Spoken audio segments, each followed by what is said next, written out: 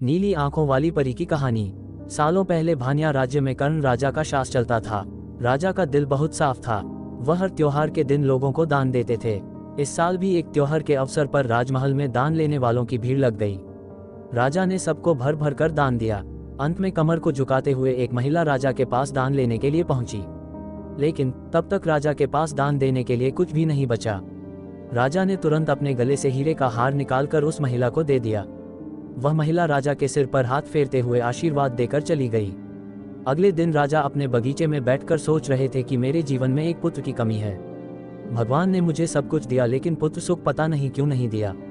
तभी राजा के गोद में आकर एक आम गिरा। राजा इधर उधर देखने लगे। उनके मन में हुआ कि आखिर यह आम मेरी गोद में आया कैसे। तभी कुछ देर बाद उन्हें बहुत सारी परियां दिखीं। उन सभी परियों में से एक नीली आंखों वाली परी राजा के सामने आई और बोलने लगी कि इस आम को अपनी पत्नी को देना। यह आम तुम्हें पुत्र रत्न देगा। इसे खाने के 9 महीने बाद ही तुम्हारी पत्नी मां बन जाएगी। वैसे तुम्हारे भाग्य में पुत्र सुख तो नहीं है, लेकिन तुम दिल के साफ हो और बहुत दानी हो, इसलिए तुम्हें ये सुख मिला है। बस ये सुख तुम्हें सिर्फ 21 साल तक मिलेगा। जैसे ही तुम्हारे बेटे की शादी होगी, उसकी मौत हो जाएगी। राजा ने दुखी मन से नीली आंखों वाली परी से पूछा, क्या इसका कोई उपाय नहीं है? परी ने कहा, राजन, कल मैं कमर झुकाते हुए एक साधारण महिला के रूप में तुम्हारे दरबार में दान लेने के लिए आई थी। देखो, जो माला तुमने मुझे दी थी वो मेरे गले में है। तुम्हारे इसी कर्म और दूसरों की मदद करने की भावना के कारण मैं तुम्हें पुत्र का आशीर्वाद देने के लिए आई हूँ। लेकिन तुम्हारा बेटा 21 साल से ज्यादा नहीं जी पाएगा। फिर भी तुम उसकी मौत होते ही उसे एक संदूक में डाल देना। उसके बाद संदूक में 4 दही के घड़े रखना और बीच जंगल में लाकर छोड़ देना। इतना कहकर नीली आंखों वाली परी वहां से ओझल हो गई।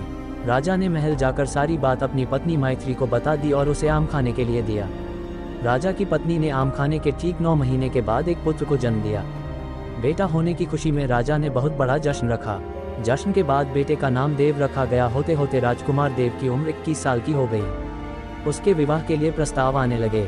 राजा ने एक बुद्धिमान लड़की वत्सला से अपने बेटे की शादी करा दी। शादी के कुछ ही दिनों के बाद नीली आंखों वाली परी की बात सच हो गई और राजा का बेटा देव मर गया। राजा और रानी नीली आंखों वाली परी की बात भूल गए थे।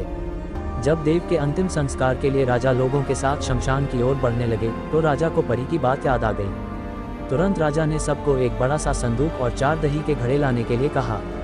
संदूक आते ही राजा ने भारी मन से अपने बेटे को उसमें डाला और दही के 4 घड़े भी रख दिए। उसके बाद राजा ने अपने सैनिकों की मदद से उस घड़े को घने जंगल के बीच में रख दिया। वहां से लौटने के बाद राजा का मन किसी काम में नहीं लगा। कुछ समय बाद देव की पत्नी अपने मायके चली गई। समय बीता और देव की मृत्यु को 1 साल हो गया। देव की पत्नी वत्सला के घर एक बूढ़ा आदमी खाना मांगने के लिए पहुंचा। उसने बड़े प्यार से उसे खाना खिलाया। खाना खाने के बाद उस भिखारी ने अपना हाथ धोने के लिए दूसरे हाथ की मुट्ठी खोली। तभी वत्सला ने उस मुट्ठी में अपने पति देव की सोने की चेन देखी। वत्सला ने तुरंत भिखारी से पूछा, आपको यह चेन कहाँ से मिली? यह मेरे पति की है, जिन्हें संदूक में बंद करके जंगल के बीच में रखा गया था। भिखारी ने डरते हुए कहा, हाँ, मैंने ये चेन उसी संदूक से निकाली है। वत्सला ने कहा, आप डरिए मत, मैं फिर से उस जंगल तक जाना चाहती हूँ जहाँ मेरे पति का संदूक रखा है। भिखारी ने कहा, वह भयानक जंगल है, मैं आपको वहाँ तक नहीं लेकर जा पाऊंगा। हाँ, आप चाहो तो मैं आपको उस संदूक से थोड़ी दूर ले जाकर छोड़ सकता हूँ। वत्सला तेजी से भिखारी के साथ जंगल तक पहुँची। घने जंगल से पहले ही भिखारी वहाँ से चला गया। फिर वत्सला अकेले अपने पति के संदूक को ढूंढने के लिए निकल पड़ी। वहां जाकर उसने अजीब सी चीजें देखीं। उस संदूक के पास बहुत सारी परियां थीं। वत्सला पेड़ के पीछे छुपकर उन्हें देखने लगी। वत्सला ने देखा कि सारी परियों के बीच से एक नीली आंखों वाली परी आई और उसने संदूक में एक लकड़ी देव के मृत शरीर के सिर के पास और एक पैर के पास रखी। तभी देव संदूक से बाहर निकल आया। परियों ने देव को मिठाई खिलाई और दोबारा संदूक के अंदर डालकर लकड़ियों की स्थिति बदल दी। रोज रात को नीली आंखों वाली परी इसी तरह से देव को संदूक से बाहर निकालती और फिर उसी में भेज देती थी। वत्सला डरते हुए उसी जंगल में फल खाकर 3 से 4 दिन तक ये सब देखती रही। एक दिन वत्सला ने भी संदूक खोलकर नीली आंखों वाली परी की तरह ही लकड़ी की स्थिति को बदला। तभी देव संदूक से बाहर निकल आया। देव ने जैसे ही अपनी पत्नी को देखा, वह हैरान हो गया। देव कुछ बोल ही रहा था कि अचानक वत्सला बोल पड़ी, मैं आपको इस जंगल में इस स्थिति में रहने नहीं दूंगी, आपको मेरे साथ चलना होगा। देव ने वत्सला को समझाते हुए कहा, मैं नीली आंखों वाली परी की वजह से ही इस दुनिया में आया हूँ। मैं उनकी आज्ञा के बिना कहीं नहीं जा सकता। तुम मेरे संदूक में रखा हुआ एक घड़ा अपने साथ लेकर मेरे राज्य चली जाओ, वहाँ छुप कर रहना। तुम्हें 9 महीने बाद एक पुत्र होगा, तब मैं तुमसे मिलने आऊँगा। अब तुम लकड़ी की स्थिति बदलकर मुझे पहले की तरह संदूक में जाने दो। वत्सला ने अपने पति के कहे अनुसार ही किया। सबसे पहले संदूक में पति को भेजा, फिर वह दही का एक घड़ा लेकर रूप बदलने के बाद राजमहल पहुंची और रानी को चिट्ठी भेजकर रहने के लिए जगह मांगी। रानी ने दया करके उसे राजमहल के पास ही एक कमरा रहने के लिए दिया। जब रानी को पता चला कि वह गर्भवती है तो रानी उसका ख्याल भी रखने लगी। जब वत्सला ने बच्चे को जन्म दे दिया तो देव उससे मिलने के लिए आया। उस समय रानी पास से ही गुजर रही थी। उन्होंने तुरंत अपने बेटे को पहचान लिया। रानी सीधे देव के पास पहुंची और पूछने लगी, ये तुम्हारी पत्नी है, ये तुम्हारा पुत्र है, तुम जीवित हो, अब मैं तुम्हें कहीं नहीं जाने दूंगी। देव ने कहा, माँ, मैं आपके साथ नहीं आ सकता हूँ। इसका एक ही उपाय है, आपको अपने पोते के लिए एक उत्सव रखना होगा। आप उसमें सारी परियों को बुलाए। जब परियां आ जाएं, तो नीली आंखों वाली परी का बाजूबंद किसी तरह निकालकर जला देना। उसके बाद नीली आंखों वाली परी से मेरे जीवन का वरदान मांग लेना। इतना कहकर राजकुमार देव वहां से चला गया। उसकी मां ने दुखी मन से उसे विदा किया। कुछ ही दिनों में रानी मैथिली ने अपने बेटे देव के कहे अनुसार जश्न रखा और सारी परियों को भी बुलाया। सभी जश्न में डूबे हुए थे। तभी रानी मैथिली का पोता रोने लगा।